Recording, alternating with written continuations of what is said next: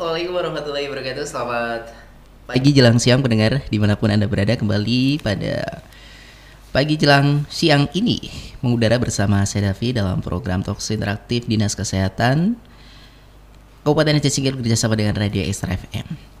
Dan untuk pagi jelang siang kali ini ya, kita akan mengambil tema tentang menjadi ibu hamil pintar, rutin memeriksakan kehamilan dan menggunakan buku KIA. Buku kesehatan ibu dan anak ya Bu Ibu ya. Oke, bersama saya di studio Radio Extra FM sudah berhadir dua narasumber yang saya kira nggak asing lagi deh bagi pendengar ya. Yang pertama ada Nes Eva Nurvita, Sarjana Keperawatan, Magister Kesehatan Masyarakat. Assalamualaikum, selamat pagi jelang siang Kak Eva. Waalaikumsalam warahmatullahi Bang Davi dan sahabat Ekstra Mania. Sehat? Alhamdulillah sehat, ketemu lagi kita. Iya, nggak asing deh di telinga pendengar gitu ya. Iya. Ya, beliau ini merupakan Kepala Seksi Kesehatan Keluarga dan Gizi Dinas Kesehatan Kabupaten Aceh Singkil. Dan yang kedua ya, ini juga nggak asing lagi. Pernah ya Bu Dokter ya? Pernah. Sebelumnya ya.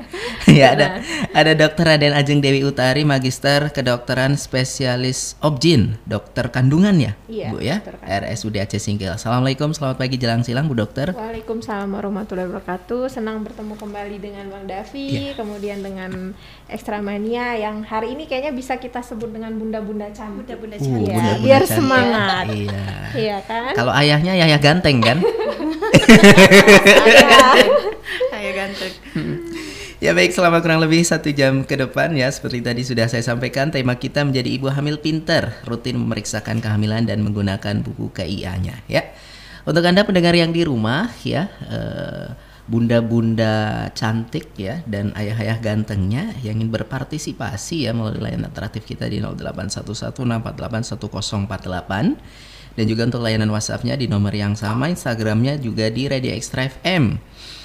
Facebooknya juga di Radio Extra FM, silahkan ya di senggol-senggol ya. Kita tahu ya untuk pendengar ya, apalagi ya ibu-ibu, apalagi yang sudah berkeluarga deh. Catatannya bukan hanya ibu aja, tapi ayahnya juga yang sudah berkeluarga ya, yang khususnya mereka yang dalam prasa kehamilan atau yang hendak hamil gitu ya, perlu mengetahui ya. Menjadi seorang ibu yang pintar, menjadi seorang ayah yang pintar ya, bagaimana kehamilan, kandungan si jabang bayinya harus benar-benar diperhatikan gitu ya.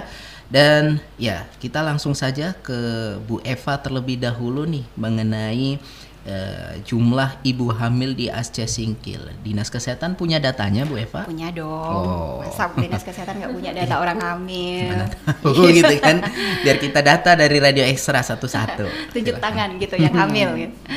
Baik, untuk persentase jumlah ya, jumlah ibu hamil, kalau sasaran kalau kita berbicara sasaran itu proyeksi ibu hamil setahun untuk 2022 itu berjumlah 3.343 orang sasaran proyeksi. Nah, saat ini sampai dengan Juli ya, kita ambil data Juli itu tercatat ibu hamil kita itu sudah 1.383 orang. Nah, masih ada setengahnya lagi. Masih ada setengahnya lagi ini yang tercatat kepada kita ya, yang tercatat. Mungkin masih ada yang belum tercatat karena dia mungkin tidak periksa ke bidan kita atau dia juga malah sama sekali nggak datang ke posyandu seperti itu. Jadi itu artinya jumlah penduduk Aceh Singkil bertambah 1.000 juga ya dalam setahun Bu ya, kalau luar lihat biasa. ini ya. Luar biasa, insya Allah kalau selamat semua dan sehat bayinya yang lahir. Nah, dari ribuan ibu hamil yang ada ini Bu Eva ya, berapa persentase yang rutin memeriksakan kandungan kehamilannya? Nah, ini yang juga jadi masalah kita berdua ya Dokter Ajeng juga. Kenapa bermasalah? Bermasalah, jelas bermasalah. Misal nih, kita untuk saat ini itu dianjurkan untuk memeriksakan diri ibu hamil itu dia sebanyak 6 kali. Kalau dulu 4 kali ya, minimal. Kalau tiap bulan lebih bagus lagi gitu. Tapi minimal 6 kali, berarti dia 6 kali kunjungan. 6 kali kunjungan itu dia ada hitungannya. Dia di trimester 1, berarti di usia kehamilan 0 sampai 3 bulan, dia periksa 2 kali. 2 kali kunjungan. Dia 2 kali kunjungan, dia boleh ketemu bidan 1 kali, tapi dia wajib ketemu dengan dokter 1 kali. Di usia trimester pertama. Ngapain dia ketemu dengan dokter di usia trimester pertama? Nanti ini komplitnya dokter Ajeng nih sih. Mau ngapain ya dokter Ajeng ya? Mau ngapain nih ketemu dengan dokter? Nah, keseringan kan di trimester 1 ibu-ibu itu bermasalahnya mereka itu tidak mau. Ujub-ujub nanti masih baru-baru hamil, takutnya nanti nggak jadi. Jadi yang trimester 1 ini keseringan kita lost.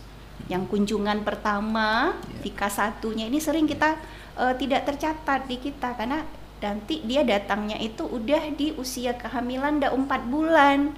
Nah, usia 4 bulan itu dia udah masuk di trimester kedua, seperti itu. Nah, kunjungan di trimester 1 itu 2 kali.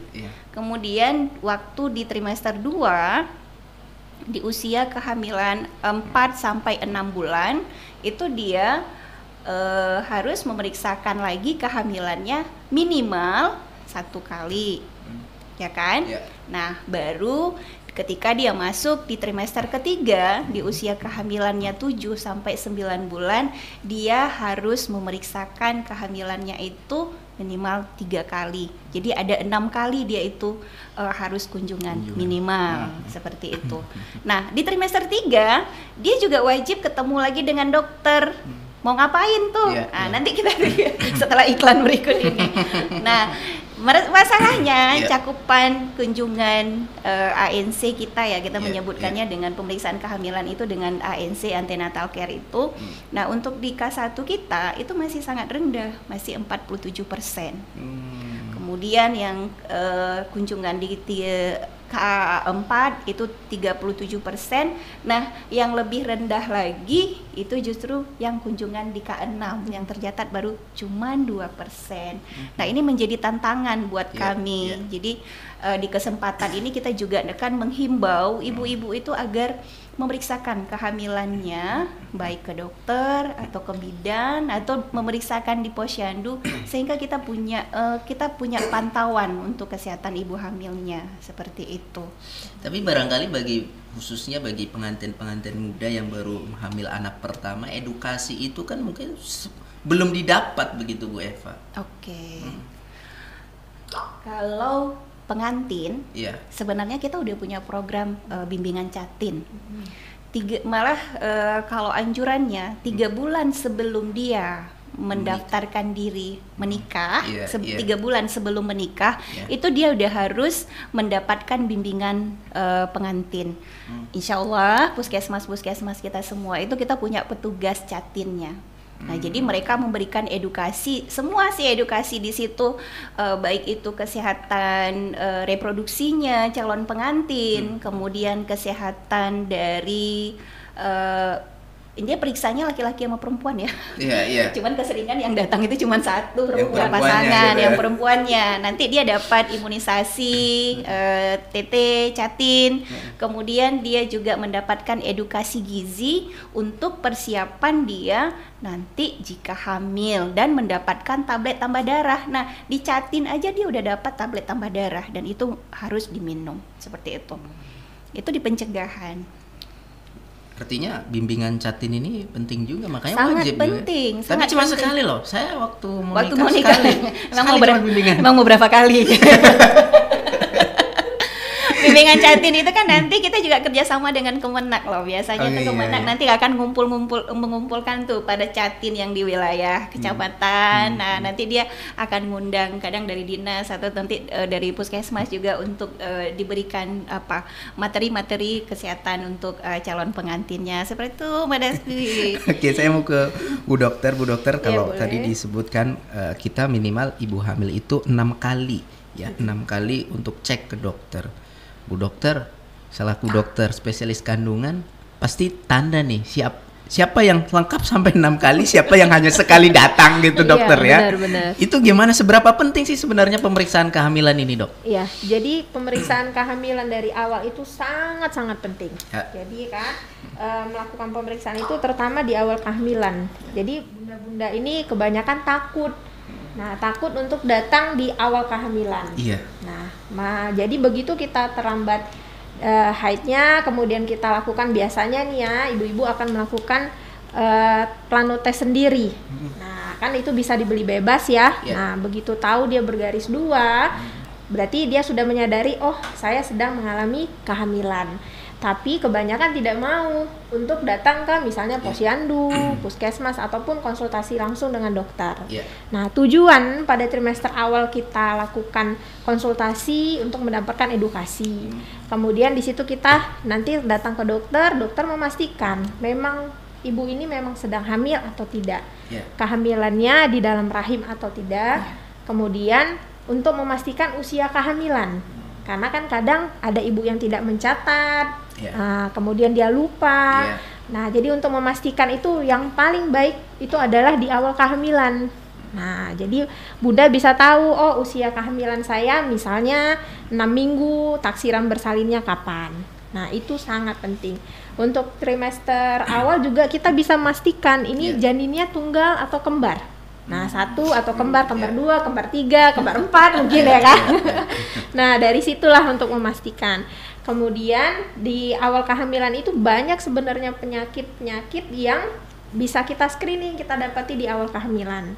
Nah, kemudian kebanyakan itu nanti kita lihat berkembang tidak janinnya. Nah, ada yang hamil tapi ternyata tidak berkembang. Nah, kemudian kalau trimester 2 sama 3 itu juga sangat penting.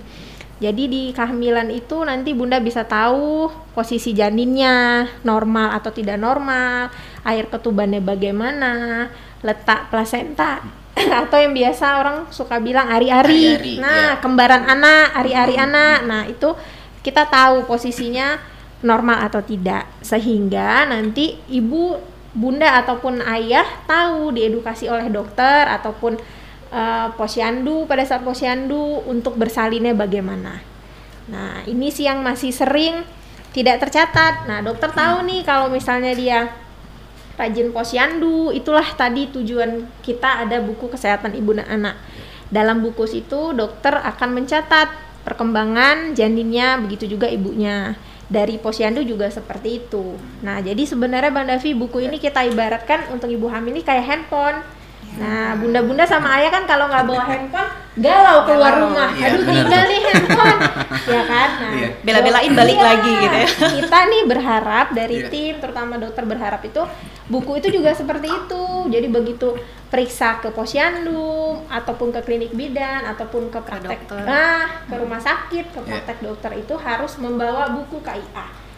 Nah, itulah tujuannya supaya bisa kita lihat perkembangannya bagaimana. Jadi jangan lupa kan nanti handphone dibawa, buku KIA-nya enggak. Begitu ditanya dokter, mana ibu buku KIA-nya? Aduh dok, ketinggalan. Sedih dokternya. Atau hilang. Nah, itu dia tujuannya, jadi sangat-sangat penting. Ya, mungkin bisa nambahin ya Mas Davi. Nah, jadi penting membawa buku KIA. Nah, kita melihat dengan tadi ya 47% yang kunjungan baru yang di K1 kita, dan mereka insya Allah kita dapat buku KIA, kita berikan buku KIA karena juga kita punya stok untuk buku KIA. Nah, pemanfaatannya ini yang masih kadang belum dianggap penting, seperti yang Dokter Ajeng katakan tadi, mereka punya tapi hanya dibawa saat posyandu. Dibawa posyandu pun kadang-kadang lupa. Padahal penting di dalam buku KIA itu ada catatan dokter, ada catatan pelayanan dokter. Apalagi seperti di trimester pertama tadi ya, kunjungan di trimester pertama dia kunjungan dengan dokter, itu penting untuk screening masalah kesehatan dan screening resiko preeklamsi. Nah, kalau kita nanti cerita tentang kematian ibu kita ya Dokter Ajeng, nah nanti akan nampak bahwa ternyata sekian persen dari kematian ibu itu salah satu penyebabnya karena si ibunya preeklamsi yang kadang nggak terdeteksi dari awal seperti itu. Nah, yang kunjungan di trimester ketiganya itu seperti yang disampaikan Dokter Ajeng tadi, ya kita dokter nanti akan membantu si ibu, si bunda-bunda cantik untuk merencanakan di mana sih bunda itu melakukan persalinan.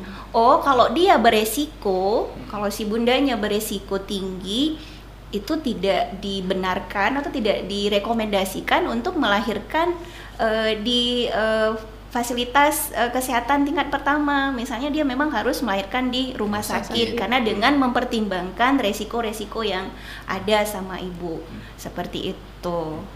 Artinya Bu Dokter ya, kalau kita rajin memeriksakan kandungan tadi, resiko-resiko yang ibaratnya kalau lahiran sesar harusnya normal gitu kan, bisa terhindar juga Bu Dokter tuh ya. Bisa. Itulah gunanya buku KIA kita kan, jadinya terdata dari awal, ada permasalahan atau tidak, jadi bisa diperhatikan dari awal kehamilan sampai nanti akan melahirkan. Nah, bisa kita pantau, jadi tidak mengakibatkan risiko besar pada ibu dan bayinya. Idealnya untuk USG itu berapa kali, Dok? Nah, ini nih, yang kadang bunda-bunda cantik masih berpikir kan, kalau sering-sering USG nanti gimana bayi saya, Dok? Katanya kan gitu. Itu sering jadi pertanyaan. Yang kedua, faktor ekonomi juga kadang-kadang. Iya, benar. Tapi kalau yang pertama dulu ya, berarti saya jawab. Nah, jadi bunda cantik itu harus tahu USG itu apa sih, kan gitu. USG itu dia itu merupakan alat yang memancarkan gelombang suara yang berfrekuensi tinggi yang kita namakan dengan transducer. Jadi itu aman untuk janin. Nah, janin juga dilindungi oleh cairan ketuban di dalam rahim, sehingga manfaat pemeriksaan USG itu lebih banyak daripada resikonya. Nah, jadi tujuannya tadi juga bisa men-screening ada kelainan nggak pada janin kita. Ya, nah kalau bunda-bunda cantik misalnya tidak rutin melakukan pemeriksaan, hanya di awal dan di akhir, itulah yang terkadang di akhir didapatilah suatu kelainan. Nah, yang kadang sendiri bundanya atau ayahnya nggak terima, kok begini dokter gitu. Sedangkan seandainya setiap melakukan ANC itu rutin, bisa dijumpai misalnya di awal kehamilan atau ada penyakit yang di trimester 2 terjadi, itu sudah bisa dijelaskan. Jadi ayah dan bundanya siap dan tahu harus bagaimana. Nah, untuk ibu dan bayinya kan begitu. Nah, jadi sebenarnya nggak masalah nih, Bang Davi. Iya, minimal 6 kali benar, minimal 6 kali. Tapi memang kalau faktor ekonomi memang disediakan di rumah sakit itu 2 kali memang itu sudah ketentuan. Nah, jadi 2 kali pun kalau dijumpai satu masalah, dokter punya catatan, dia akan tetap bisa setiap bulan untuk dilakukan USG. Nah, kalaupun tidak ketemu sama dokter, 6 kali itu harus ANC, bisa dengan posyandu atau dengan ibu bidan. Nah, jadi nggak harus berpatokan, oh harus ketemu dokternya sebanyak 6 kali gitu. Enggak, karena nanti, nah tapi buku kayaknya harus dibawa nih Bang Dapi. 6 kali kontrol pun kalau nggak dibawa dokternya nggak tahu. Nggak ada catatan. Tapi kalau bawa ditunjukin, dokter bisa lihat, oh posyandu kemarin berat badan ibunya sekian, tensinya bagaimana, ada keluhan tidak pada ibu, terus bisa kita lihat perkembangannya. Nah, jadi tetap intinya buku ini jangan pernah ditinggalkan atau dihilangkan. Ya kan? Dan harus dibaca bukunya tuh Bang Davi. Kebanyakan dikasih sama ibu bidan. Oh iya ibu terima kasih, diterima ibu, udah diletak di rumah. Kadang dimainin sama abang kakaknya. Dicoret-coretin. Ya, manfaatnya sangat banyak. Nanti bisa kita bahas lagi kan. Nah, jadi jangan dihilangkan ya bunda-bunda cantik. Buku KIA-nya ini udah didesain sebagus mungkin loh. Nah, Bang Davi kan bisa lihat nih gambarnya menarik, warnanya menarik, gitu. Tidak bosan untuk dibaca sebenarnya. Kalau yang dulu mungkin kan banyak tulisan nih, banyak ketikan. Sekarang banyak gambar, kemudian keterangan penjelasannya itu sudah jelas.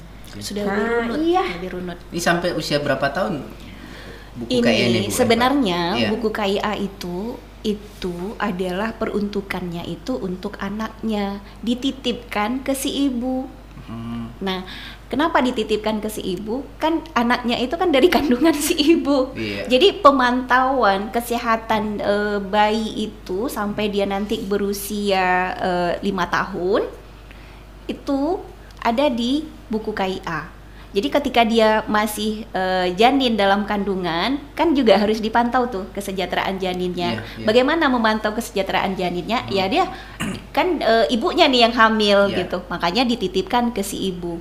Nah, buku KIA kalau janinnya ternyata kembar, si ibu mengandung anak yang kembar atau 3 atau 4 ya, itu si ibu dapat 4 buku KIA loh. Iya, benar. Sesuai dengan jumlah anak yang akan Sesuai dengan dilahirkan. jumlah, karena tadi peruntukan buku KIA itu untuk anaknya. Jadi ketika si ibunya sudah melahir, catatan kesehatan ibu dan bayi selama dia dalam kandungan si ibu ada di bagian, nah dia buku KIA dia seperti ini.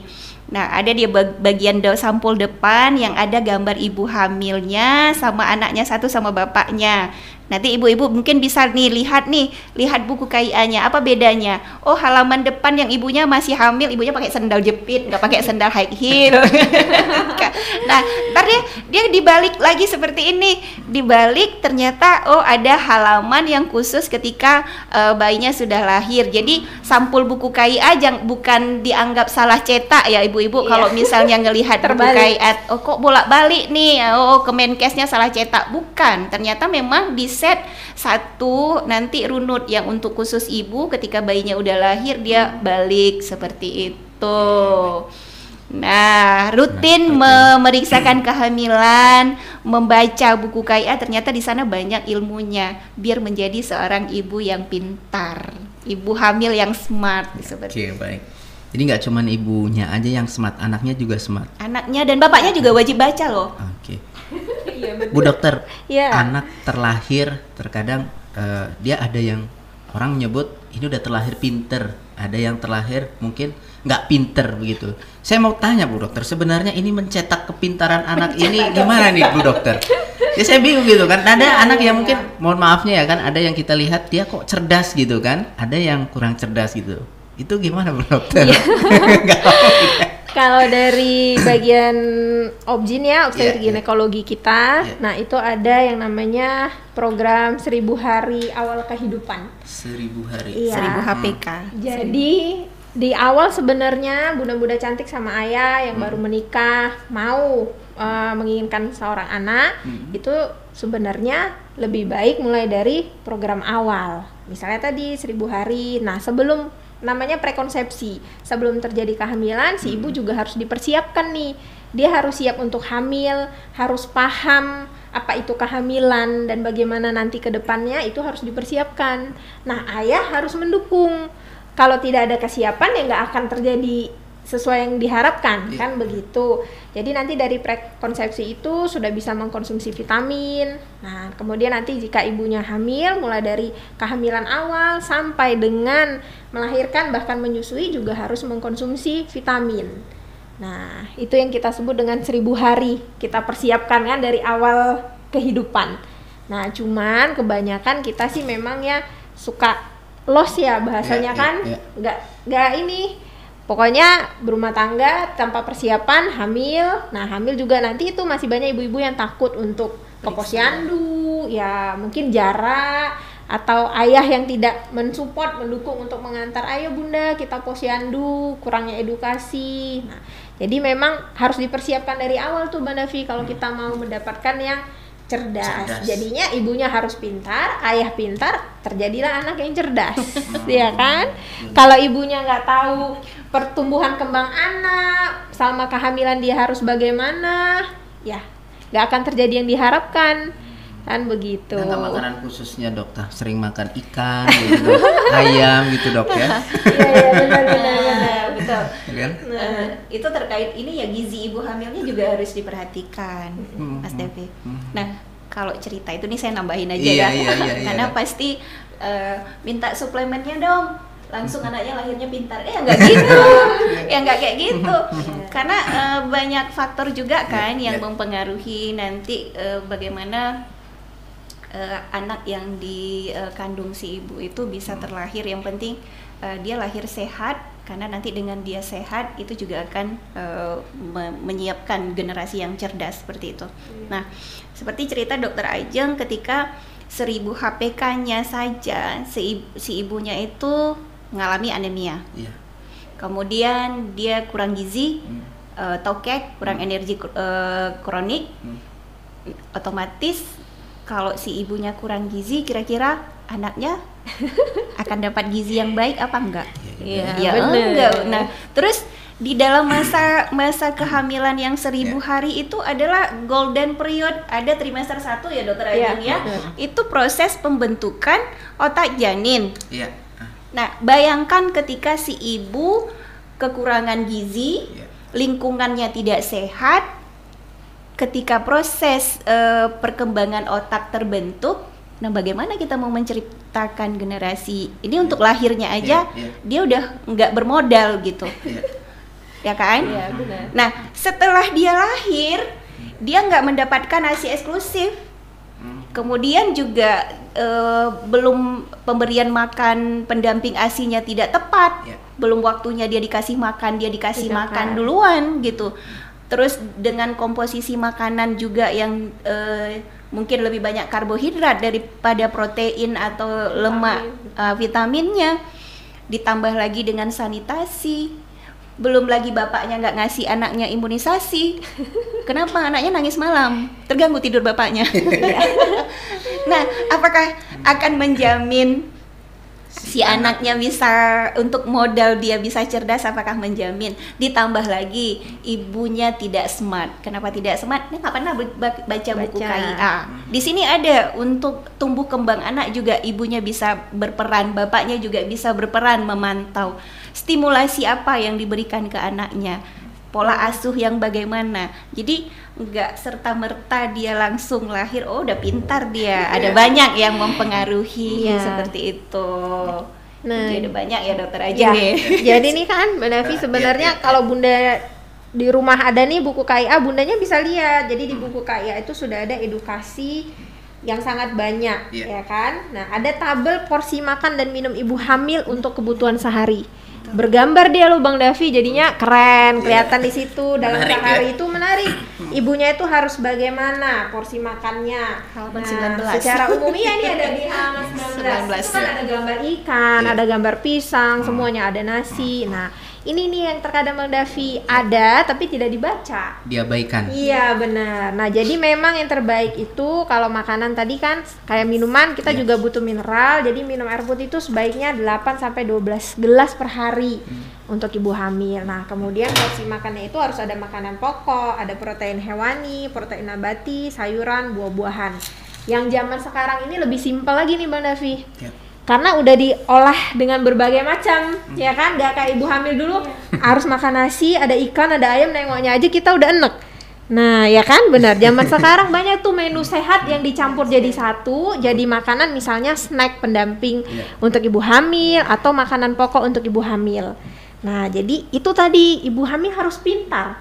Apalagi zaman sekarang sudah canggih kan, kita bisa lihat nih dari handphone, menggunakan internet, cara membuat makanan yang sehat untuk ibu hamil, kemudian empati anak. Nah jadi nggak monoton kayak zaman dulu kita direbus semua, dipenyet-penyet gitu. Zaman sekarang mah udah canggih, rasanya udah enak-enak, ya kan? Nah jadi sekali lagi bunda-bunda cantik jangan malas dibaca, dibuka buku KIA-nya, ya kan? Ada tuh kalau masalah menu makanan sehat ada di halaman 19.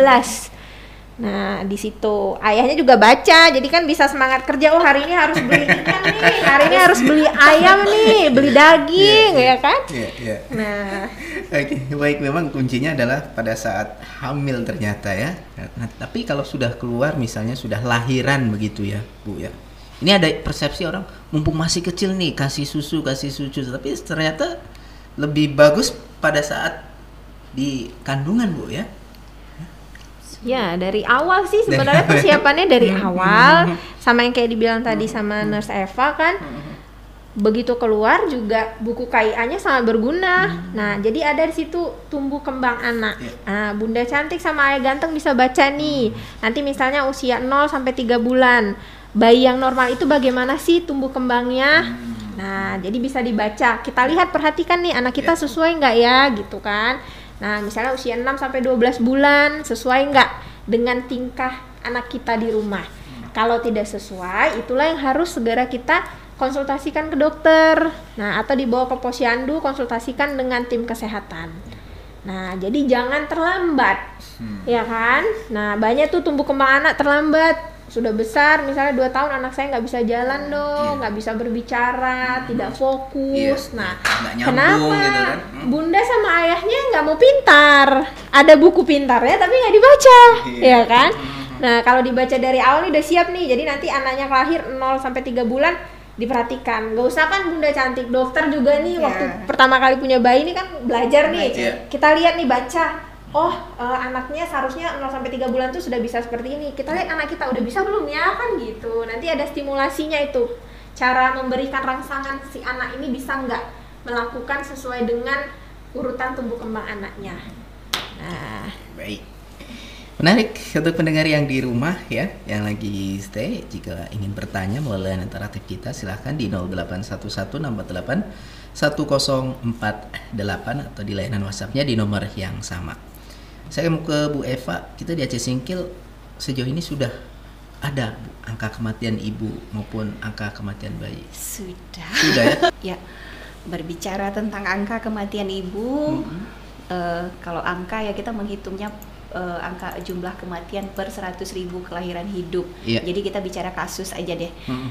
Di Kabupaten Aceh Singkil sampai dengan Agustus itu kita sudah tercatat ada 6 kasus kematian ibu. Dan dari 6 kasus itu memang kematiannya itu ada di rumah sakit. Tapi jangan salahkan rumah sakit dulu gitu kan. Nah, karena ada banyak faktor yang menyebabkan itu mereka ujug-ujugnya meninggal di rumah sakit. Bisa jadi karena terlambat dalam proses dia pengambilan keputusannya. Jadi ya di akhirnya terlambat dia dirujuk, terlambat ditangani. Jadi faktor-faktor determinan itu juga perlu kita lihat kembali. Kadang ada ibu hamil yang ini kata dokter harus kita SC nih karena dia previous SC misal gitu ya dokter. Nah yang lalu dia kehamilannya SC, jadi mau tak mau dia udah kan dari ANC tadi kita udah lihat ini di mana nih udah ditentukan ini sebaiknya melahirkannya di Fasiankes, dan ternyata si ibu masih punya keinginan untuk coba-coba normal.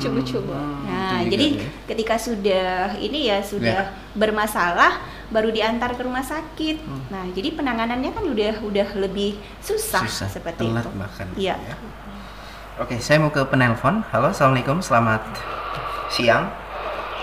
Waalaikumsalam, selamat siang, Bang Davi. Ya, dengan ibu siapa? Iya, saya buatan Bang Davi di Singkil Utara. Di Singkil Utara. Silahkan pertanyaannya buatkan. Iya nih, saya kemarin sempat ngobrol-ngobrol sama ibu hamil. Terus dia nanya ke saya, dia nanya kalau misalnya dia sakit gitu kan pada saat hamil, misal mengonsumsi obat apa gitu kan dari dia sakit, misal dia sakit ini nih mah atau sakit bagian sakit jantung mungkin ya kan, jadi dia mengonsumsi obat itu gitu loh. Jadi apa aja nih Bang Davi obat yang boleh dan tidak boleh dikonsumsi oleh ibu hamil gitu. Terima kasih. Itu aja Bang Davi. Terima kasih Bu Atun. Siapa nih mau jawab Bu? Jelas, dokter nih, silakan Bu dokter nih. Jelas dokter Ajeng ini. Terima kasih Bu Atun di Singkil Utara ya. Nah jadi memang kalau ada keluhan pada ibu hamil, nggak boleh dipendam-pendam nih ibu hamil. Kebanyakan takut berobat. Iya. Nah jadi terlambat nanti pengobatannya. Kalau kita ada keluhan itu wajar, harus disampaikan. Nah itulah tadi tujuannya ada posyandu, ada puskesmas. Karena kan nggak semua bisa langsung ke rumah sakit, mungkin jarak ya kan. Jadi bisa konsultasi dulu ke posyandu atau ke puskesmas. Kita di puskesmas ada dokter umum. Nah dokter umum juga tahu pengobatan apa untuk ibu hamil. Nah, jadi nanti dikonsultasikan kepada dokternya, dilakukan pemeriksaan. Jika tidak bisa diberikan terapi atau memang harus dirujuk ke rumah sakit, akan dirujuk ke rumah sakit ke RSUD. Nah, jadi ibunya juga jangan takut. Kebanyakan nih kadang teman-teman sejawat kita di puskesmas ngelaporin, dong ini ada pasien sudah kita tegakkan diagnosa harus dirujuk tapi pasien tidak mau. Nah, itu juga sih yang menjadi kesulitan kita. Nanti di saat sudah parah baru tinggal datang ke rumah sakit. Jadi sebenarnya kalau kita ada keluhan diperiksakan ke puskesmas bisa posyandu, nanti kan bidannya mengantarkan ke puskesmas, diperiksa oleh dokter umum di puskesmas. Apabila bisa ditangani di puskesmas akan diberikan pengobatan di puskesmas. Nah, kalau tidak akan dirujuk ke RSUD. Nah, di RSUD nanti ketemu dengan spesialis kandungan. Disitulah pengobatan akan kita berikan. Tapi itu tadi kebanyakan sih takutnya itu Bang Davi, nggak tahu kenapa. Kok kayaknya takut di rumah sakit padahal dokternya nggak makan orangnya kan. Terus juga jangan minum obat sembarangan karena itu juga berisiko ya dok. Makanya harus dikonsultasikan. Pokoknya kalau ada keluhan sekecil apapun, misalnya nyeri ulu hati, konsultasikanlah ke puskesmas karena ada dokter umum yang bisa nanti memberikan terapi, diagnosanya apa, kalau perlu dirujuk baru dirujuk. Jadi jangan beli obat sembarangan. Apalagi obat-obat yang dijual bebas. Itu kita pernah ketemu kasus dulu ya dokter 2014 atau 15 ya ingat.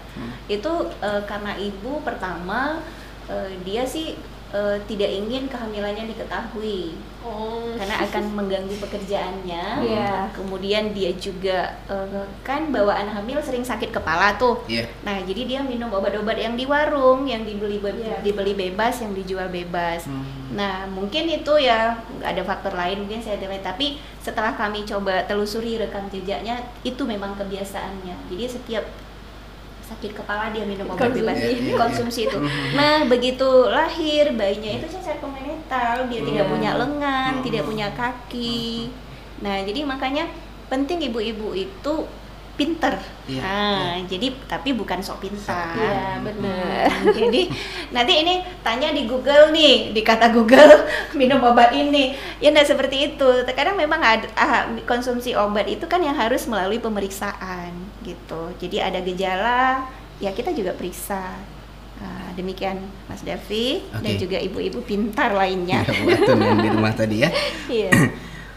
Bu dokter, kalau orang hamil biasanya nggak boleh ini, nggak boleh itu, nanti capek, nanti ini gitu kan. Artinya kan agak terbatas gitu aktivitasnya. Itu baik atau tidak sih Bu dokter? Atau mungkin ada aktivitas-aktivitas yang nggak boleh dan dibolehkan gitu, kayak olahraga mungkin Bu dokter atau apa gitu, biar lancar nanti pas lahirannya gitu Bu dokter. Ya benar. Jadi nah itu tadi di buku KIA ada Bang Davi. Jadi Bunda Cantik bisa lihat, coba lihat saya halaman berapa ini dokter cuma ambil di buku KIA itu ada juga aktivitas fisik dan latihan fisik untuk ibu hamil. Ada halaman 20. Waktunya berapa lama ada di situ. Kemudian halaman 20 dok. Ya halaman 20 nih. Nah kan gambarnya cantik nih Bang Davi bisa lihat. Tuh ada ibu hamil lagi yoga. Kan menarik sih. Ya kan? Gak hanya tulisan semuanya. Nah cuman ibu-ibunya, bunda-bundanya kebanyakan gitu disimpan bukunya. Jadi bunda bisa baca nih ada aktivitas fisik yang tidak boleh dan ada yang boleh nih dari awal kehamilan. Dari trimester 1 yang 0 sampai 12 minggu, trimester 2 ada 13 sampai 28 minggu, trimester 3 itu ada 29 sampai 40. Nah, di sini nih dokter bacain ya. Karena bukunya nggak bisa kita lihat kalau di radio kan. Nah, jadi trimester 1 itu yang baik adalah pemanasan, stretching ringan. Nah, kemudian stretching ringan lah, gerakan tangan, kaki tidak boleh yang terlalu berat. Jangan jumping gitu, nggak boleh. Jangan aerobik, terlalu bersemangat ya kan. Nah kalau untuk trimester 2 itu usia kehamilan 13 sampai 28 minggu itu stretching juga tetap baik. Nah biasanya sudah bisa senam hamil nih di trimester kedua sama trimester ketiga. Nah senam hamil, kemudian sekarang yang lagi tren nih ada yoga hamil nih, Bang Davi. Nah kemudian sama yang menggunakan balon nih, balon besar. Nah ya, tapi harus dengan latihan. Jadi nggak bisa sembarangan nih Bang Davi, harus ada instrukturnya kan, harus dengan baik. Itulah tadi tujuan kita, ibu tuh harus pintar. Kalau cuma lihat baca sekilas, coba deh pakai balon nggak taunya jatuh, Jatuh. kepleset. Jadi harus tetap ada latihannya, harus memahami tujuan olahraga itu apa, ya kan? Karena biasa nih Mbak Davi, ibu hamil ini pasti pegel-pegel. Iya. Ya, pegel di punggung, pegel di pinggang, pegel di kaki, kebas di tangan, kebas di kaki. Nah, itu semua normal sebenarnya. Karena adanya perubahan hormon, perubahan berat badan. Yang dulu bunda-bunda cantiknya ini kan langsing-langsing nih, kayak Bang Davi nih, istrinya dulu langsing kan, makanya tertarik. Ternyata setelah hamil kok melebar. Nah, jadi itulah makanya ibu bunda cantik harus pintar. Jadi bisa dibaca nanti buku KIA-nya ada di halaman 20 ya. Itu tadi dia Bang Davi. Oke. Lalu Bu Dokter, apakah aman berhubungan suami istri saat hamil, Dok? Nah, ini pertanyaan bapak-bapak nih. Untuk bapak-bapak ya. Iya. Nah, jadi memang kalau untuk awal kehamilan itu tadi itulah tujuannya harus konsultasi ke posyandu atau dengan dokter. Karena kehamilan tuh tidak sama semuanya, Mbak Davi. Jadi kita bisa lihat dulu nanti edukasi, kita lihat nih kayak dari USG berkembang nggak janinnya dengan baik. Kalau tidak ada masalah, boleh berhubungan suami istri pada awal kehamilan. Memang rata-rata sih bisa mengakibatkan kontraksi bulan. Makanya itulah perlunya edukasi. Ya kan, jadi tahu nih bunda sama ayahnya tahu kalau tidak ada masalah pada kehamilannya boleh saja. Nah, begitu juga dengan kehamilan nanti trimester 3 nih, akhir nih kan Mbak Davi sering pada nanya tuh kan. Nah, itu tadi tujuannya harus ketemu dokter juga supaya nanti dilihat nih kalau letak plasenta atau ari-arinya aman, tidak menutupi jalan lahir, boleh untuk berhubungan. Bahkan sangat baik untuk di akhir kehamilan. Nah, membantu mempermudah proses persalinan. Nah, ini juga jangan malu-malu ditanyakan ya. Kadang-kadang jarang yang jarang. Malu. Karena tapi Mas Davi menyuarakan. Iya, benar. Biasa gitu. Kalau saya Mas Davi selalu saya nih nyocor duluan sama pasien. Ibu, nah ini udah bulannya nih, tapi belum ada kontraksi ini, boleh berhubungan. Nanti suaminya malu-malu kan? Padahal sebenarnya apa yang disampaikan dokter ada tujuannya loh, Mbak Davi, bukan sekedar jadi rasa malu kan? Nah, jadi ayah mengerti, bunda mengerti. Bunda pun merasa nyaman kan, karena si ayah sudah mengerti maksud tujuannya apa. Kan begitu. Kadang kan bunda-bundanya ini juga udah nggak nyaman, pastinya tidak nyaman ya kan. Nah, tapi ada manfaatnya ternyata Mbak Davi. Tapi ingat ya Mbak Davi harus konsultasi. Nah, Mbak Davi jangan diem-diem aja, nggak taunya nanti letak ari-arinya di bawah, bisa terjadi perdarahan, atau pada awal kehamilan ternyata ibunya sudah keluar flek, keluar darah. Nah, jadi tahu nanti dokter periksa ada masalah nggak pada kehamilannya. Kalau aman, boleh-boleh saja. Mungkin itu juga yang mengakibatkan keguguran, Dok? Iya, Dok. Kebanyakan seperti itu. Karena tidak ada edukasi, tidak periksa di awal. Ternyata memang bayinya, janinnya tuh nggak berkembang. Ada istilahnya black teeth ovum. Dia hamil seperti biasa Bang Davi, keluhannya mual muntah. Kalau kita periksa urinnya planotesnya juga positif. Nah, tapi selagi dia tidak ada keluhan, ibu merasa kehamilannya normal. Ternyata setelah di USG, seharusnya di usia segitu sudah ada janin, sudah ada detak jantungnya, ini kok tidak ada. Nah, itu yang suka kadang pasien, kok bisa ya Dok? Gitu. Itu iya benar. Kalau di daerah kebanyakan bilang hamilnya hilang. Nah, padahal tidak berkembang. Itulah tujuannya tadi kenapa harus ketemu sama dokter spesialis. Itulah tujuannya kita lakukan USG. Kalau USG itu kan alat kita bisa lihat nih dalamnya bagaimana kan gitu Bang Davi. Jadi jangan kalau USG itu yang ditanya sama dokternya jenis kelamin. Iya, kebanyakan begitu. Bukan itu maksud dari USG, itu bukan itu sebenarnya. Tujuan intinya nggak itu tujuan sekundernya. Sekedar mengetahui. Jadi nanti ya. Iya, bener. Tujuannya harus tahu ya kan. Tadi kayak Nuseva itu kita tujuan USG itu sangat penting, bukan untuk lihat jenis kelamin ya, lihat hamilnya berkembang apa tidak, satu apa dua apa tiga apa empat, kan kita nggak tahu nih Bang Davi ya kan. Nah, letak ari-arinya bagaimana, air ketubannya cukup apa tidak, berat bayinya sesuai tidak dengan usia kehamilan. Nah, itu bunda harus tahu. Jadi sebenarnya kan Bang Davi kalau USG rutin nih setiap bulan tuh tidak masalah. Kalau saya pribadi ya, namanya juga saya seorang ibu nih. Nah, ada namanya excited, rasa ingin tahu saya waktu hamil. Bulan ini saya mau lihat nih, nanti kalau udah di USG dokter kita lihat nih gerakan anak. ya kan, kelihatan tuh di USG bayi kita bergerak, mendengar suara denyut jantung anak itu jadi sesuatu yang plus buat saya ya pribadi.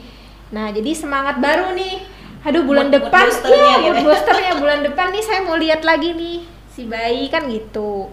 Nah itulah untuk penyemangat bunda-bunda, walaupun tidak bisa setiap bulan USG, harus rajin rutin ke posyandu minimal 6 kali.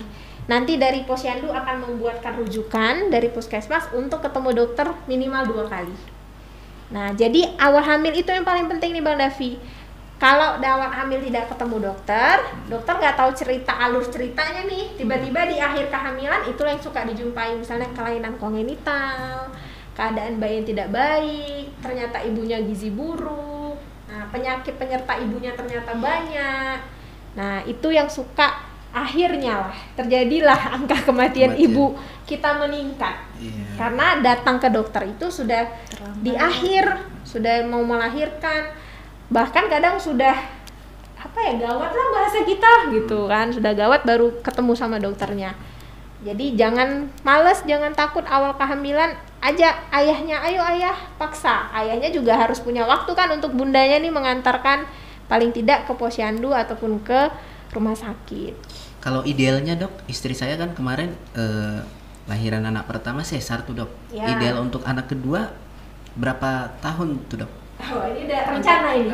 Rencana nih anak keduanya. Iya. Jadi sebenarnya tidak harus operasi ataupun normal. Semua kehamilan itu sebaiknya dari BKKBN dan WHO itu dijarak minimal 2-4 tahun baru kita merencanakan kehamilan selanjutnya.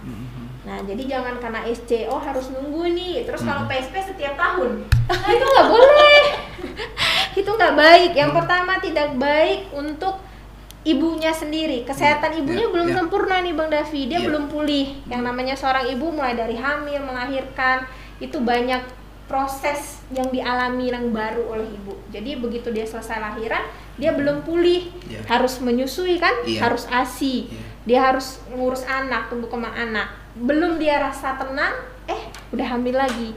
Nah jadi persiapkan dulu si ibunya ini. Nah makanya minimal 2-4 tahun. Nah, jadi kalau udah 2 tahun dia udah ngerasa tenang, si anaknya sudah lepas ASI, nah dia mempersiapkan diri nih. Nah, jadi untuk ayah-ayah jangan mendesak nih, bunda kita ini ngejar umur nih, harus setiap tahun nih ada anak, tidak boleh. Jadi ayah nggak boleh egois, perhatikan kesehatan ibunya. Kalau bekas operasi sesarnya tadi dok, nggak masalah tuh? Iya, makanya tetap harus minimal 3-4 tahun kalau untuk operasi. Sabar. Nah kemudian kan dari psikis si anak juga harus kita nilai Bang Davi. Jadi bukan anak setahun dia ngerasa puas sama kita kemudian kita berikan adik lagi, belum tentu. Kadang dia belum ngerasa puas sama ayah bundanya, dia sudah harus menyiapkan diri, aku sudah punya adik ini. Nah itulah yang kadang terjadi, tingkat stres pada ibu. Iya, itu depresi, persaingan sama anak juga, cyberbullying revival itu. Saya mau ke pertanyaan, ada Mbak Ana di Singkohor. Assalamualaikum Bang Davi, mau tanya dong sama Bu Dokter yang cantik. Kalau pas hamil sering kembung dan masuk angin, terus sering pakai minyak angin di perut, sering dibolehkan tidak? Terus bagaimana cara untuk penanganan balita stunting? Dok, saya banyak nih, saya pengen segera hamil kembali, tapi sudah sering konsul ke dokter kandungan, semua sehat, dan sampai sekarang belum diberi amanah untuk hamil kembali. Ikhtiar apa yang harus saya lakukan dok? Usia anak saya udah 7 tahun, ya, dan usia saya sudah kepala 3. Mohon maaf dok, pertanyaannya banyak. Terima kasih Bang Davi. Terima kasih Bu Ana. Terima kasih, nggak apa-apa banyak karena jauh ya dari Singkohor, jadi ngerangkap. Nah, yang pertama tadi dia nanya masalah keluhan ya, itu tadi keluhan ibu hamil, gembung, rasa gitu, tidak nyaman. Jadi itu memang keluhan yang sering dirasakan oleh ibu hamil. Nah, jadi tadi itu karena perubahan hormon biasanya, perubahan hormon, kemudian pola makan yang tidak tepat ini Bang Davi. Ya, apalagi biasa sudah hamil kedua ketiga nih ada yang diuruskan. Nah, jadi kita fokusnya terbagi 2 ini. Nah, itulah tadi. Jadinya memang kalau seperti itu, kalau ibu mau letak misalnya kayak minyak angin apa gitu tadi ya dibilangnya, sih boleh, tapi harus konsultasikan tetap ke dokter. Nah, kayak di Simkohor kan mungkin jauh nih untuk RSUD, bisa ke puskesmasnya, ada dokternya nanti kan di situ bisa memberikan terapi. Nah, tapi tetap pola hidupnya, pola makannya harus diatur. Nah, harus sesuai. Ya kan? Kalau tidak ya rasa tidak nyaman. Nah, konstipasi pada ibu hamil itu juga normal. Ya, susah BAB sih, ya kan? Biasanya ngeluh nih. Bunda-bundanya aduh nggak nyaman perutnya, begah ya bahasanya, begah. Nah, itu memang karena akibat perubahan hormon. Itulah tujuannya tadi. Bunda bisa baca di buku KIA apa aja sih, kayak minum air putih 8-12 gelas itu penting untuk membantu tidak terjadinya konstipasi. Makan sayur buah yang tinggi serat itu penting. Nah, itu tadi harus jadi bunda yang pintar. Balik lagi deh ke buku KIA kita yang pintar ini. Buku KIA ini pintar banget nih Bunda Pini, lengkap. Terus yang ini lagi satu lagi penanganan balita stunting tadi. Penanganan balita stunting. Apa nih? Iya. Nah, tadi Mas Davi dan juga Bu Ana ya. Ini Bu Ana ini ibu smart juga nih. Dia nanya nih bagaimana penanganan balita stunting. Memang kalau kita balitanya sudah terjadi itu memang agak ini ya, agak sedikit berat karena dia kalau sudah terjadi stunting itu sepertinya irreversible. Nah, yang kita tangani itu adalah bagaimana mencegah terjadinya stunting. Itu yang pertama tadi dari 1000 HPK tadi. Malah sekarang kita udah keroyok di hulunya lagi, dari remaja putrinya kita udah persiapkan. Jadi remaja putri minum tablet tambah darah. Kemudian dia memeriksakan dan dapat bimbingan catin. Dia saat catin dia juga dapat tablet tambah darah. Minumnya cuma sekali 1 butir selama 1 minggu. 1 minggu 1 kali, 1 minggu 1 kali. Jadi sebulan itu cuma sebulan dapat 4 butir, setahun 52 butir minimal. Kecuali kalau dia mengalami anemia. Karena anemia itu dulu keseringan bukan dulu ya, sampai sekarang pun penyebab kematian ibu itu ya pendarahan, salah satunya karena si ibu hamilnya mengalami anemia. Nah, kemudian selama hamil kita udah cerita tadi dari awal, selama hamil bagaimana si ibu hamil mendapatkan asupan gizi yang baik. Dia tidak kurang energi kronik, di mana lingkar lengan ini ditandai ya dengan lingkar lengan atasnya jangan di bawah 23,5. Jadi penting si ibu hamil selama hamil dia itu ANC. Ya, gizinya tercukupi, nutrisinya tercukupi, kemudian dia diberikan lingkungan dan support yang baik dari keluarga, lingkungan yang bersih, sumber airnya juga bersih, jamban sehat, kemudian membiasakan perilaku hidup bersih ya, PHBS di rumah tangga, kemudian dia bersalin di Vaskes sehingga dia mendapatkan inisiasi menyusu dini dan juga dia ASI eksklusif ke anaknya, pemberian makan yang tepat, dia belum anaknya waktunya seperti kita cerita tadi, belum waktunya dia dikasih makanan, dia anaknya udah dikasih makan biar anaknya nggak nangis, padahal itu pemberian makan yang tidak tepat. Nah, yang seperti itulah kita kawal sampai dia berusia 2 tahun dan tetap kita kawal sampai dia 5 tahun, karena stunting itu akan kelihatan ketika dia sudah di atas 2 tahun. Nah, kita cegahnya di mana? Di 2 tahun ke bawah inilah, seperti itu. Oke, baik. Satu lagi tadi Bu Dokter. Oh ya, keinginan hamil. Keinginan hamil, dia udah konsul juga ke dokter. Ibunya sehat nih, semua diperiksakan sehat. Tanya ikhtiar tadi ya. Ya kalau untuk itu sih nggak bisa kita jelaskan panjang lebar di sini ya, karena itu pasti ada penyebabnya. Jadi ya memang ibunya, ayah dan bundanya harus konsultasi ke dokter. Kalau memang sudah pernah ke beberapa dokter, carilah konsultan yang memang khusus bagian infertilitas. Ada namanya Objin Kafer, konsultan fertilitas ya. Jadi bisa ke situ. Nah, kemudian untuk ikhtiarnya ya tetap harus berikhtiar kita ya kan, itu semua ya berusaha kerjasama lah ayah bundanya. Iya benar. Nah ini Mbak Davi mengingat ke belakang nih ya kan, tadi masalah buku KIA ini. Jadi Kemenkes ini smart, mereka buat buku ini ada juga keikutsertaan si ibu. Jadi ada nih di dalam buku ini dia mengisi tabel tambah darah. Iya, ini peran suami juga penting game, ya kayak permainan game. game sebenarnya supaya ibunya jangan baca aja nih kan Mbak Davi, kalau baca aja kan mungkin bosan. Jadi ada tabelnya. Nah ini nih yang saya suka berkali-kali juga ingetin sama pasien, nggak diisi. Nah ini di checklist nih kita kayak main ini loh, apa sih namanya? Permainan kuis. Bulan pertama ini hari pertama minum 1 kita checklist. Nih ada nih halaman 3 nih di buku KIA, dia pengawasan minum tablet tambah darah, kotak kontrol minum tablet tambah darah pada ibu hamil. Nah seharusnya ini ibu hamil yang mengisi. Nah dokter paling seneng nih Bang Davi kalau datang ke dokter, dokter lihat wah terisi penuh. Nah kalau misalnya nggak terisi penuh, dokter tanya, ibu kenapa di bulan pertama misalnya tidak konsumsi? Jadi kita tahu misalnya ternyata posyandunya belum ada kasih obat nih dok. Gitu. Jadi kan kita kerjasama kan sama dinas kesehatan, puskesmas setempat, bisa kita lihat nih di mana mungkin obatnya yang tidak tersampaikan atau obatnya yang habis, jadi bisa dievaluasi. Nah jangan nggak diisi ya bunda-bunda cantik. Nah ayahnya juga boleh nih ngingetin, ayah bunda diisi gitu ya kan. Ayahnya selaku pengawas. Iya, pengawas minum di rumah. Tablet tambah darahnya. Iya, jangan lupa diisi ini. Oke. Nggak terasa ya, sudah 1 jam lebih ya untuk diskusi kita pada siang hari ini ya. Tapi menarik ya, mudah-mudahan ini bisa dipahami untuk ibu-ibu cantiknya dan ayah gantengnya di rumah ya, supaya yang kepingin anaknya cerdas memang harus benar-benar diperhatikan sebelum lahir ya, terutama pada saat dia di dalam kandungan tentunya. Ya, sebelum kita tutup saya mau closing statement dari masing-masing narasumber ya. Dari Bu Eva dulu boleh? Saya untuk bunda-bunda yang di rumah dan juga ayah-ayah yang mungkin menyempatkan diri menyambil sambil mendengar radio Extra FM, mari sayangi bunda-bunda kita.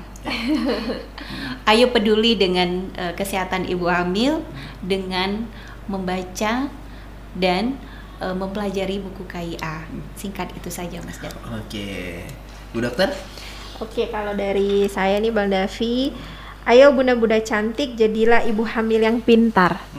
Harus pintar kita menjadi ibu hamil ya kan. Kemudian buku KIA itu menjadi sumber informasi terpercaya buat bunda dan ayah. Nah, kita kan harus dapat informasi yang terpercaya nih. Jadi buku KIA ini sudah ada sumber terpercaya ayah dan bunda. Oke, kemudian dan jangan lupa ya bunda-bunda cantik, tetap bawa buku KIA-nya pada saat melakukan kontrol ke posyandu, puskesmas ataupun ke dokter spesialis. Oke, itu aja Bang Davi. Oke, terima kasih ibu-ibu cantik untuk waktunya, untuk ilmunya. Mudah-mudahan bermanfaat bagi pendengar Extra Mania yang sudah berkeluarga dan tentunya yang hendak berkeluarga, yang sudah berencana ingin menikah begitu ya. Harus benar-benar dipersiapkan dari awal ya. Catin di kantor KUA itu ikuti gitu, jangan absen gitu, karena di situ ternyata penting juga di situ ya. Benar-benar. Kadang ini apa nih bimbingan gitu kan, absen aja gitu kan. Satu lagi kadang malu nih Bang Davi. Ya. Keseringan memang laki-lakinya lari. Ya. Jadi jangan biarkan calon istri kita yang sendirian mengikuti bimbingan. Jadi kita yang laki-laki juga wajib datang gitu kan, supaya ya mempersiapkan segala sesuatunya ya. Tanda sayang tuh. Ya. Kita ingin generasi Kabupaten Aceh Singkil itu cerdas-cerdas ke depannya ya.